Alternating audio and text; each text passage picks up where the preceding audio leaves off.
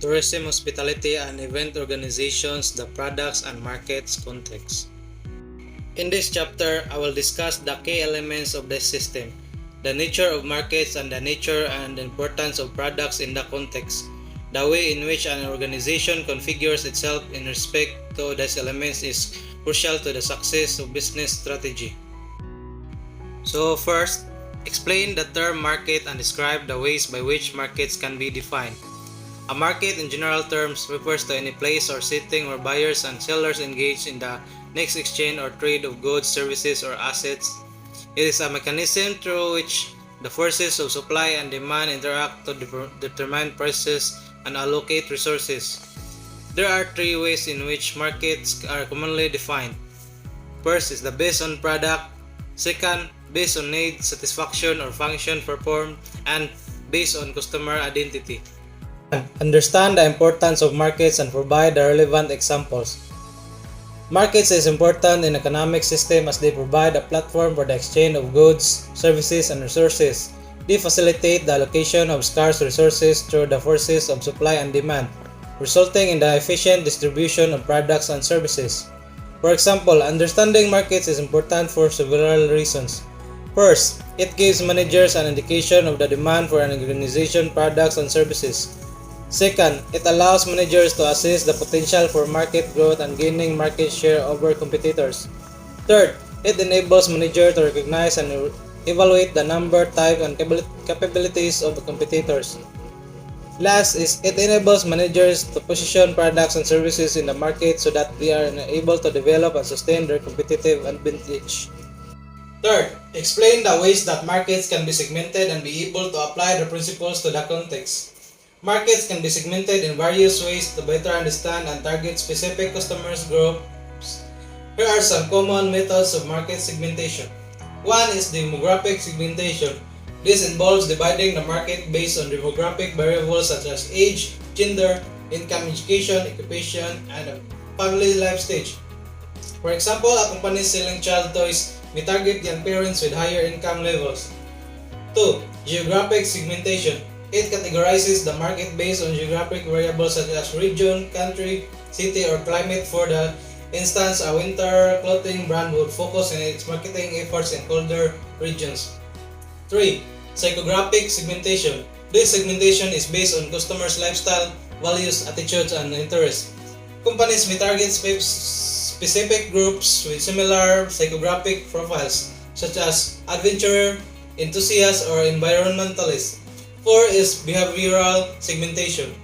This approach categorizes the market based on customers' buying behavior, product usage, knowledge, loyalty, and response to marketing stimuli. For example, an airline may offer loyalty programs to frequent flyers to encourage repeat business. To apply this principle, let's consider a company that manufactures high-end skincare products using the following segmentation strategies. By applying these principles, the skincare company can tailor their marketing strategies, messaging, and product offerings to effectively reach and engage their target segments, thereby increasing the likelihood of sales and customer satisfaction. So next is understand the concept of targeting and positioning in relation to the context. The context of marketing, targeting, and positioning are two fundamental concepts that helps businesses effectively reach and appeal to their desired customer segments. Targeting refers to the process of identifying and selecting specific customers, groups, or market segments that a business wants to focus its marketing efforts on.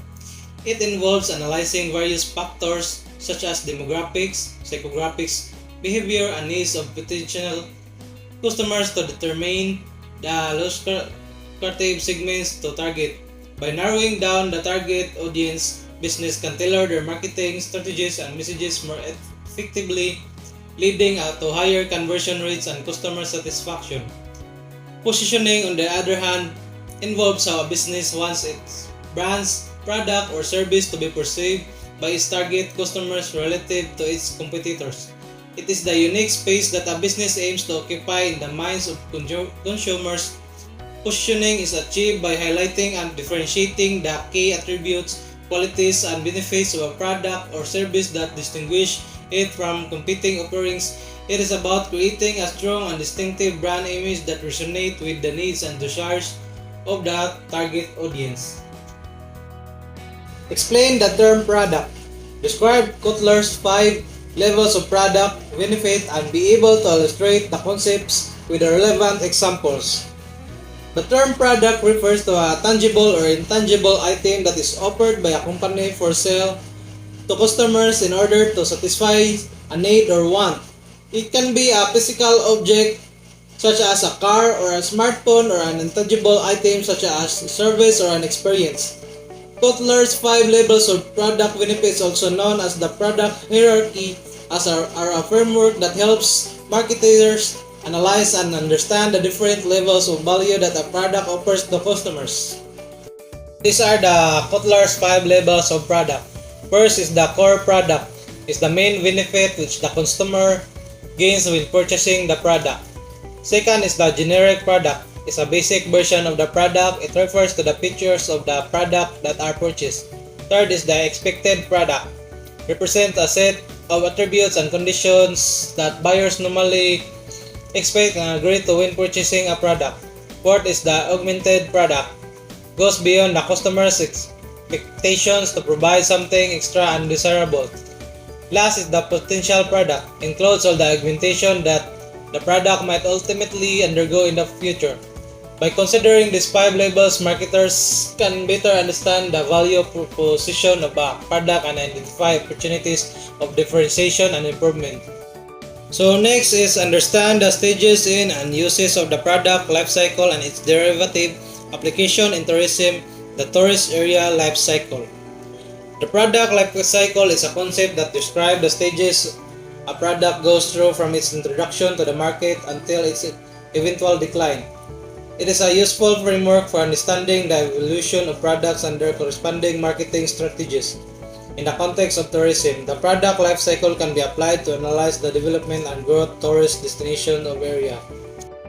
By understanding the product lifecycle and its application in the tourism industry, destination managers can make informed decisions about marketing strategies, infrastructure, development, and sustainability initiatives. They can anticipate the challenges and opportunities at each stage of the tourist area lifecycle and adapt their strategies accordingly. The product lifecycle concept can be applied to the tourism industry to understand the evolution of tourist destinations within the tourist area lifecycle. By aligning the stages of the tourist area lifecycle with the phases of the product lifecycle, destination managers can develop effective marketing strategies to ensure and long-term sustainability of their tourist areas. So next is explain the concept of a product portfolio and understand the underlying cash flow implications. So the concept of a product portfolio refers to the collection of products or services offered by a company. It encompasses all the different offerings that the company has in its lineup. A product portfolio can include a range of products or services that cater to various market segments, target different customers' needs, or operate in diverse industries. Managing a product portfolio involves strategic decision making to ensure that the company's offering are balanced, profitable, and aligned with its overall business objective. Companies typically analyze their product portfolio using various criteria such as market growth, market share, revenue generation, profitability, and customer demand. Understanding the underlying cash flow implications of a product portfolio is crucial for businesses. Each product or service in the portfolio has its own revenue and cost structure, which impacts the overall profitability and cash flow of the company. Some products may generate higher margins and cash flow, while others may have lower profitability or require significant investments. Analyzing the cash flow implications of a product portfolio helps companies identify which products contribute the most to their revenue and profit streams.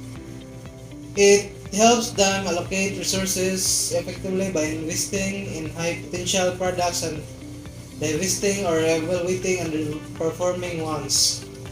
Understanding the cash flow implications of a product portfolio enables companies to make informed decisions regarding pricing, cost management, product development, marketing strategies, and resource allocation. It allows them to optimize their product makes focus on profitable offerings and ensure a healthy cash flow to support ongoing operations with the investments and future growth. Understand the composition and limitations of selected strategic models such as PLC, the BCG matrix, and the GEC matrix. First is the product life cycle or PLC. The PLC model illustrates the various stages a product goes through from introduction to decline. It consists of 4 stages: introduction, growth, maturity, and decline. Each stage has distinct characteristics and implications for a product's marketing strategy and profitability. Limitations of PLC. The duration of each stage can vary significantly across different strategies, industries, and products, making it challenging to accurately predict the timing and length of each stage. Second is the model assumes a linear progression through stages where the actual trajectory of a product's life cycle can influence by various factors such as market dynamics, competition, and technological advancements. It may overlook the potential for product rejuvenation or extensions as products can experience a revival or find new applications even reaching the decline stage.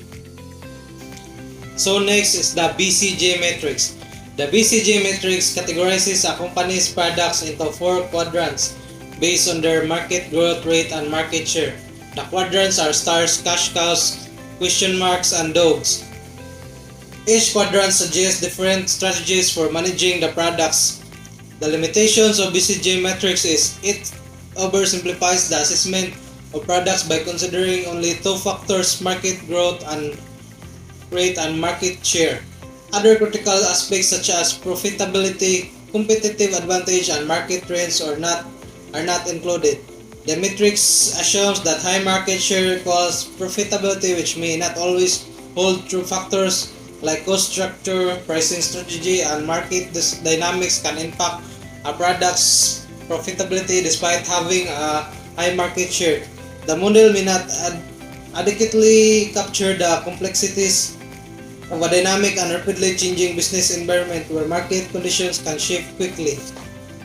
Lastly is the GSM matrix. The GSM matrix, also known as the General Electric matrix, evaluates business units based on their market effectiveness and competitive strength. It helps identify which business unit should receive more investment, divestment, or maintenance. The limitation of GSM matrix is assessing market effectiveness and competitive strength can be subjective and prone to biases as they involve qualitative judgments and opinions.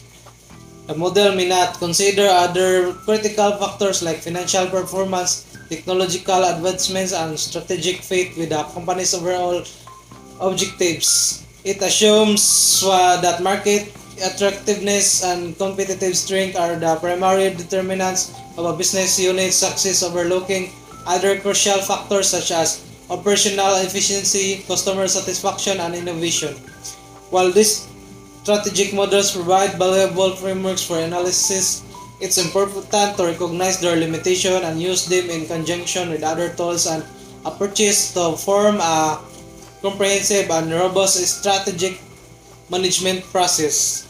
That's all. Thank you.